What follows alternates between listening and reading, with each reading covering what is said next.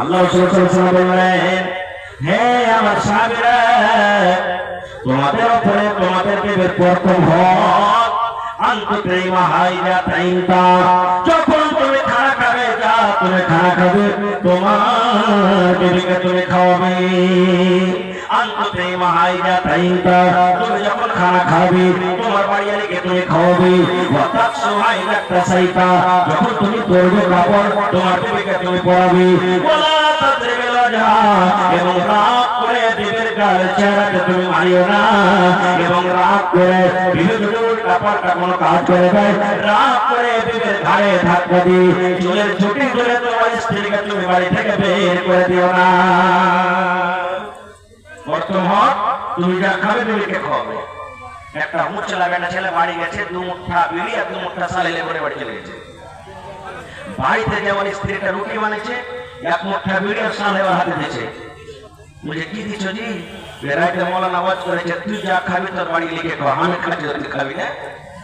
তো ভোরবেলা থেকে তুমি যারা মধু খেয়েছেন, একবার ভোরবেলা থেকে মধুর পকেট নিয়ে বাড়িতে চলে যাবে। ভাই আমার, আমি যাবো না হাদিস থেকে, বড় উদ্দেশ্য একটা স্ত্রী আপনাকে বাড়িতে নিয়ে আসেন, আপনার উপরে কি কি হক রয়েছে জানা দরকার আছে না? নেই, জানতে হবে। একটা পাখির কথা বলছি আপনাদেরকে, বেশি আমি আওয়াজ করবো না ভাই, খুব তারা ঘোরাতে আছি আমি। একটা পাখির কথা বলছি, সুবহানাল্লাহ। আল্লাহ বলেছেন, আর কোরআনে অজিতে একটা সূরা আছে, সূরাতুন নামল। যারা কোরআন পড়তে জানছেন দেখবেন আমার মায়েরা, খালারা, বোনেরা, নামল, নামল মানে চিউটি, পিপলিকা, পিঁপড়ে। পিঁপড়ের একটা ঘটনা আছে, আর একটা পাখিরও কথা আছে। এই জন্য সূরাটার নাম সূরাতুন নামল। এবারে বলবেন কি পিঁপড়ের ঘটনা আছে? সুলাইমান নবী দুনিয়াতে একজন নবী ছিলেন, খুব বড় নবী। যত দুনিয়া জিন, সব জিনেরা তার তাবে ছিল। জিনেরাকে যা বলতেন করতো। আপনারা শুনেছেন ঘটনা, আমি শুধু ইশারা করছি আপনাকে। এবারে একদিনের ঘটনা, সুলাইমান নবী যত জীব জন্তু আছে লাইলস্করকে সাথে নিয়ে রাস্তাতে হেঁটে চলেছেন, হাঁটছেন, রাস্তাতে হাঁটছেন। আপনারা বলেন তো, আমরা যখন রাস্তাতে হাঁটছি, আমরা কি পিঁপড়াকে দেখছি? পিঁপড়ে যে পিঁপড়া টলে যাবে, দেখেছে না হাট দেখছি? আমরা দেখবো কি গরু ছাগল না টলে যায়, মুরগিরা টলে যায়, মানুষ না টলে, মানে যেগুলোতে জোর মারা লাগবে বলে ফেরা মানে সাপে পড়ে চলে যেত কোনটা করবে নাকি? পিঁপড়াকে চলে জিনিসের কথা। সুলাইমান নবী লাইলস্করকে চলেছে, রাস্তাতে হাঁটছে, আর পিঁপড়ের একটা জামাত, মেলা পিঁপড়ে, ওরা রাস্তাতে আল্লাহ দরবারে দোয়া করছে, তাসবিহ তাহলিল করছেন। যেরকম গাঁর একটা মুখী আছে, গাঁর একটা মোড়ল আছে, পিঁপড়ের মধ্যে একটা গার্জেন আছে, পিঁপড়ের মালিক আছে একটা। সমস্ত পিঁপড়ের যেটা মালিক, ওর যত পিঁপড়ে আছে সমস্ত পিঁপড়াকে বলছেন কি জানেন? আমি শুধু তারজমাটা বলছি, আল্লাহর কোরআনের কথা ভাই, মিথ্যা যদি বলি সূরাতুন নামল ফেলে দেখে দেবেন আপনি বাড়িতে যায়। পিঁপড়াকে আল্লাহ কথা জ্ঞান বুঝিয়ে দিয়েছে। পিঁপড়াকে বলছেন, রে পিঁপড়ার দল, অন্য পিঁপড়াকে বলছেন, নিজের ভাষাতে বলছেন, এ পিঁপড়া দল, তাড়াতাড়ি করে তোমরা নিজের নিজের খালে ভেঙে যাও রে, তোমরা তাড়াতাড়ি করে নিজের নিজের খালে তোমরা ভেঙে যাও। কেন ভেঙে যাও? এর জন্য ভেঙে যাও, ওই যে তোমরা দেখো সুলাইমান নবী এবং তার সাথে যত লাইলস্কর আছে, ওরা আনদেখাতে হাঁটে চলে যাবে, ওরা বেখেয়ালিতে হাঁটে চলে যাবে, নাম দেখে হয়তো খেয়াল করবে না, তোমরা কুচিয়ে সাফ হয়ে যাবে, মারা হয়ে যাবে, মরে যাবে, ওদের পায়ের তলাতে তোমরা সাফ হয়ে যাবে। এর জন্য তোমরা তাড়াতাড়ি করে নিজের নিজের খালে তোমরা ভেঙে যাও। এখানে মেলাটি কথা লুকিয়ে আছে। আমার বলার উদ্দেশ্য হলো এটা যে পিঁপড়ার কতখানি দেমাগ, পিঁপড়ার কতখানি বুদ্ধি, নিজের কম হালাত না হয়ে যায়, এই জন্য বলছেন তাড়াতাড়ি খালি সম্ভব। আর আমরা হলাম মানুষ, আল্লাহ আমাকে জ্ঞান দিয়েছে, বুদ্ধি দিয়েছে, হুঁশ দিয়েছে, সব দিয়েছে, নিজের কমের জন্য কি করছি? কি করছি? একটা লোক যদি আগে বহে, কেউ আর পায়জামা, কেউ আর আন্ডার প্যান্ট, আর কেউ আর ফুল প্যান্ট ধরে টান উঠছে, আগে বাড়তে পারে। এর জন্য যদি কেউ আগে বাড়ে তো না করলে ওই কি বলছে, হ্যাঁ ফোটা নিয়ে করে বাইরে পিছন থেকে টান করবে, না আগে বাড়তে দেবো না, সাত কোটি দেবো না, অর্থ আগে বাড়তে দেবো না। পিঁপড়ার থেকে কথা বসে হলাম আমরা, এটা পিঁপড়ার কথা বলে একটা পাখির কথা শুনে সুলাইমান নবী রুকে গেলেন ওখানে। মেয়ের কথা যদি আমি যাবো না, কি হলো পিঁপড়ার সাথে ঘটনা যাবো না, রুকে গেলেন। এবার সুলাইমান নবী হাজির শুরু করে দিলেন। দেখেন আমার মাস্টাররা মৌলানারা মেলায় আছে এখানে, বাচ্চাকে হাজির হয় না স্কুলে মাদ্রাসাতে, যারা মাঠ লেবর খাটতে চলে যায় ওরা হাজির হয়, প্রত্যেক এলাকা হাজির হয়।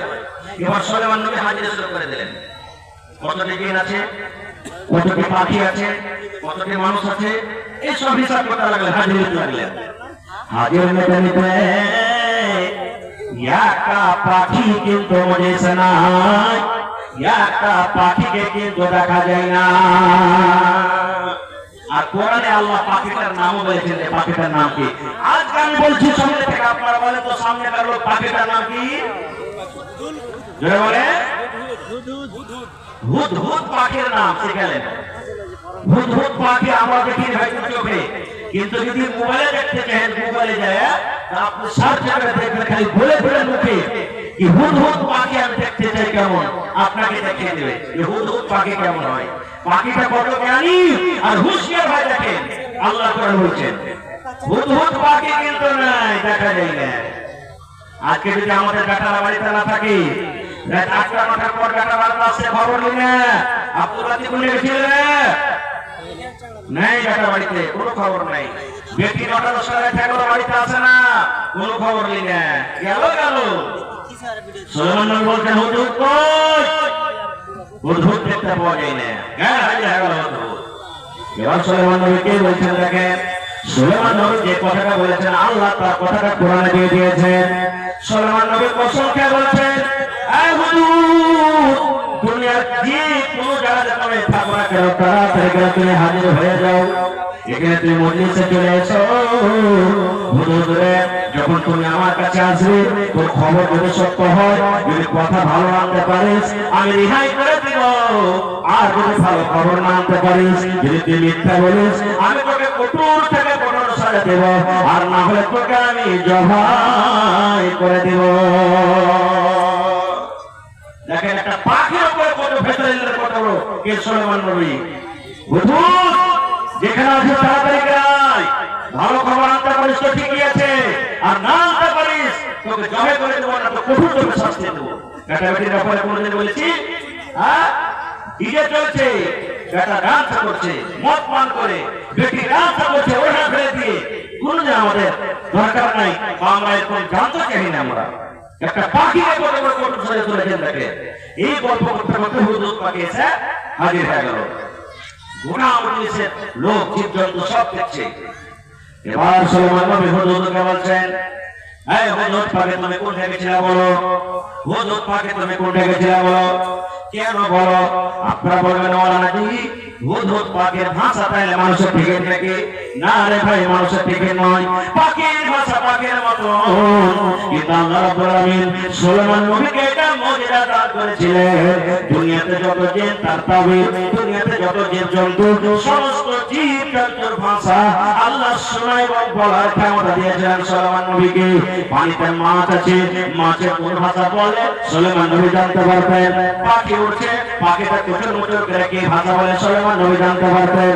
রাস্তাতে পিঁপড়া, ওই পিঁপড়াতে কোন ভাষাতে কথা বলে সুলাইমান নবী জানতে পারেন।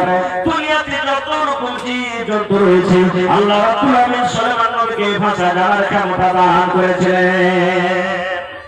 সুলাইমান নবী বলছেন, এই হুদহুদ কোনটা বেশি বলো তো তুমি? দেখেন হুদহুদ পাখি কি করে বলে আল্লাহ সুবহানাল্লাহ, একটু বড় করেন ভাই আল্লাহর কথা থেকে। হুদহুদ পাখি বলছেন, সুলাইমান নবী যা বলবো মিথ্যা বলবো না, যা বলবো সত্য বলবো। কি আমি সত্য বলবো? সুলাইমান নবী আমি একটা এমন ইতিহাস চলে গেলাম, আপনার এখান থেকে উঠতে উঠতে উঠতে এমন জায়গা চলে গেলাম, এমন ইতিহাস থেকে আমি উড়ে এলাম। ওই ইতিহাসের নাম হলো মুলকে সাবা। সাবাতে আমি চলে গেলাম, সাবাতে আমি চলে গেলাম। ওই মুলকে সাবাতে আমি দেখলাম ওইখানকার যে রাজা, ওইখানকার যে রানী, ওরে আল্লাহ একজন হলো মহিলা, একজন হলো নারী। ভালো খবর ভাই, বিসমিল্লাহ। বিসমিল্লাহ করে দাম 100 টাকা দিয়ে দিল। হ্যাঁ আর মানে কমসে কম এক পারা করে দাম 1000 টাকা দেব ইনশাআল্লাহ। 500 টাকা 500 600 হয়ে গেল। বিসমিল্লাহ এক পারা করে দাম ব্যবহার হয়ে যাবে ইনশাআল্লাহ। মেরে জায়গাতে জলসা দাম দেওয়ার হয় ইনশাআল্লাহ। হ্যাঁ 500 টাকা লিখে তাবারাক হোসেন থানাঘাট বাড়ি। আর এখন নগদ দিয়েছেন 500 টাকা মাশাআল্লাহ। হ্যাঁ 600 টাকা। আচ্ছা লিখে আমি তো আপনাকে দিতে ভাই এই ঘটনাটা খালি বলে দিই। ঠিক আছে মামা লাগছে। আচ্ছা তো আপনাকে দিচ্ছি। এবারে হুজুর কি বলছে সুলাইমান নবী একটা দেশ আমি গেছিলাম দেশটার নাম হলো মুলকে সাবা। ওই দেশের যে রাজা ওই দেশের যে রানী একজন হলো মহিলা। আপনারা বলবেন যে রাজা মাইল হলো তো কি হয়ে গেল? মাইল রাজা হলো কি হয়ে গেল? কেন কথা বলছেন রাজা হলো মহিলা নারী? উৎকর্ষ কোনদিন আমার বলবো আজকে নয় যে মহিলা রাজা বলতে পারবে কি পাবে না, আর কি কোনদিন বলবো। তারপর আর কি বলছেন সুলাইমান নবী আর কি জানেন ওই দেশের মানুষেরা আল্লাহকে মানে না, আল্লাহ পূজা করে না। ওরা পাথরের পূজা করি, ওরা আকাশের পূজা করি, ওরা চাঁদের পূজা করি, ওরা মাটির পূজা করি, ওরা গাছের পূজা করি, বিভিন্ন রকম পূজা করে। ওরা কিন্তু আল্লাহর পূজা করে না। তাহলে বুঝা গেল পাখি কত বড় দেওয়ার। আল্লাহ বলতে অন্য জিনিসের পূজা করাটা পাখি বরদাস্ত করতে পারলো না, সহ্য করতে পারলো না। তা আমি আপনি কেমন করে সহ্য করবো? কেমন করে সহ্য করবো? ভূত রাখার জন্য, জিন রাখার জন্য রোগী বসে আছে সামনে, আগরবাতি ধরিয়ে দিয়েছি, তুলসীর পাতা দিয়ে দিয়েছি, পেয়ারা রসগোল্লা দিয়েছি, আর সুন্দর করে জিনকে ডাকছি। কেমন করে? কালো কালো তুলসীর পাতা মাগো, কালো দরিয়া পানি, কোথায় আছো আপনারা ডাকলি, ছাঁচো দরিয়া পানি মাগো, ছাঁচো দরিয়া পানি। গেলেন ইলিমের করি নবীর হাদিস মওলানার সাথে জিজ্ঞাসা করবেন এই ধরনের মন্তব্য কি মারা যায় তওবা না করে আল্লাহ জাহান্নাম থেকে উদ্ধার জায়গা নেই, কোনদিন জান্নাত পাবে না। এত বড় মহা। এবারে তখন সুলাইমান নবী বলেন পাখি তুই যেটা বলছিস সত্য বলছিস? হ্যাঁ আমি কোনো মিথ্যা কথা বলি না। সুলাইমান নবী বলেন এক কাম কর, এখানে চিঠি আমার নিয়ে চলে যা। কোথায়? ওইখানকার রাজাকে তুই দিয়ে দে, ওইখানকার তুই রানীকে দিয়ে দে, ওইখানকার তুই রানীকে চিঠি দিয়ে দে। এবার সুলাইমান নবী চিঠি লিখতে লাগলেন ইন্নাহু মিন সুলাইমান ওয়া ইন্নাহু বিসমিল্লাহির রহমানির রহিম। কোরআন মাজিদ সূরা নামলে 50 সূরা আছে, দেখবেন পড়ে। একটা সুলাইমান নবী বিলকিস মুলকে সাবা রানী নাম হলো বিলকিস। বিলকিসকে যখন চিঠি লিখলেন পাখি হুজুরকে দিয়ে পাঠালেন, তখন শুরুতে বিসমিল্লাহির রহমানির রহিম লিখেছিলেন। আর একটা সূরা বিসমিল্লাহ যেটা প্রত্যেক সূরাতে আছে, আর কোরআন একটা সূরা আছে সূরাতুত তাওবা, ওতে কিন্তু বিসমিল্লাহ একটাও নেই। কেন নাই? কোনদিন বলবো। ভালো মানুষ পাখি চিঠি নিয়ে চলে গেল। চিঠি নিয়ে যাওয়ার পর কেমন করে চিঠি দিলে, তারপরে কি হলো? তারপরে কি হলো? ওখানকার লোক মুসলমান হলো না হলো না? আল্লাহ কোনদিন বলবো। তবে বলার উদ্দেশ্য হলে দেখেন পাখি কতটুকু জ্ঞান করতে, পিঁপড়ার কথা একটা বললাম, পিঁপড়া কতটুকু জ্ঞান করতে। আরে ভাই আজকে এত বছর গ্রামে একটা মাদ্রাসা আছে, মাদ্রাসার দরকার আছে না বলেন আপনারা? এটা মাদ্রাসা ছাড়া তার মনে অন্য মাদ্রাসা নেই গ্রামে না আছে? এটাই প্রথম মাদ্রাসা। যেই মাদ্রাসার তালিম জরুরি, আল্লাহ রাসূলের হাদিস তলাবুল ইলমি ফরিজাতুন আলা কুল্লি মুসলিম, প্রত্যেক মুসলমান নর হোক কিংবা নারী হোক তার জন্য ইলম শেখাটা হলো ফরজ। ইলম শিখতেই হবে, ইলম না শিখলে হবে না।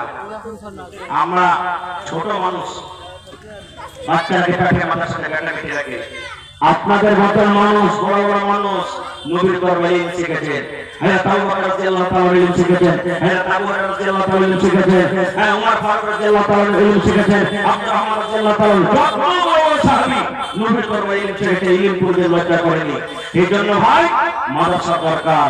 আজকে দেখেন মাদ্রাসার পরে কত আক্রমণ, মসজিদের পরে কত আক্রমণ, কত মুসলমানের সাথে জিল্লতি হচ্ছে। কেন? এই তালিমের কারণে। আজকে আমরা তালিমে পিছিয়ে আছি। প্রত্যেক জায়গাতে তালিমের দরকার, নামাজে তালিমের দরকার, রোজাতে তালিমের দরকার, যাকাতে তালিমের দরকার, কোর্টে ইলমের দরকার, কাছারিতে ইলমের দরকার, ট্রেনে ইলমের দরকার, ইবাদত বান্দিতে ইলমের দরকার, কিয়াতে ইলমের দরকার, হ্যাঁ আপনার কি বলছে জানাজাতে ইলমের দরকার, সব জায়গাতে ইলমের দরকার আছে। এজন্য ভাই ইলম একটা জরুরি, ইলম শিখতে হবে, শিখতে হবে ভাই মুসলমান। আর ইলম শিখতে গেলে ছেলে পেলে খরচ করতে হবে, বিনা খরচ হবে না। আজকে যে আপনারা জড়ো হয়ে আছেন, একটু যদি লাইনটা পালিয়ে যায় ও আল্লাহ শুরু হয়ে যাবে, কত রকম আপনারা রাগ করবেন। তো আপনারা বলেন এই জার্নিটা চলছে, তাহলে এখানে লাইন আসছে, আর জার্নিটারে তেল দেওয়া আছে, তাহলে জার্নিটা চলছে, বিনা তেলে জার্নিটা কোনোদিন জীবনে চলবে না।